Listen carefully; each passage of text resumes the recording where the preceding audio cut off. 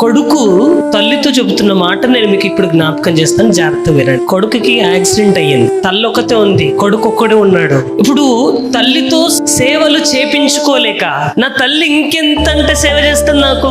అమ్మతో ఆ కొడుకు అంటున్న మాట ఏంటంటే, అమ్మ ఎందుకు ఇంకా ఇంత సేవ చేస్తావు, ఏదైనా పురుగుల మందు పెట్టి చంపే రాదు, ఇంకా నన్ను కాపాడుకుంటూ వస్తున్నావు, ఇంకా నేను నయమవుతానేమో అని చెప్పేసి ఆశ పెట్టుకుని ఉన్నావు. ఈ రోజు కాకపోయినా రేపైనా నా కొడుకు లేచి నిలబడతాడు అని ఆశ ఎందుకు నీలో సన్నగిల్లట్లేదు? నాకు తెలియకుండా ముద్దలు కలిపి ప్రతిరోజు పెడుతున్నావు కదా, ఆ ముద్దలో పెట్టేస్తే అయిపోతుంది కదమ్మా, ఎందుకు ఇంత? ఆ తల్లన్న మాట ఏంటంటే, ఒరే నువ్వు నా పేగు బంధం రా, 9 నెలలు నిన్ను మోసాను నేను, 9 నెలలు కడుపులో నువ్వు కదులుతున్న ప్రతి ఒక్క కదలికలు నాకు తెలుసు, నొప్పిని భరించి నీకు జన్మనిచ్చాను, అప్పుడు లేని బాధ ఇప్పుడు నేను ఎందుకు పడాలి? నేను బ్రతికున్నంత వరకు నీకు ఎన్ని సేవలు చేయాలో అన్ని సేవలు నేను నీకు అందిస్తానని ఒక తల్లి బిడ్డకు చెప్పిన ఆ మాట ఆ బిడ్డకి ఎంత భరోసానిస్తుందో మీకు అర్థం కావాలి. ఇప్పుడు ఇంకొక వే వద్దాం.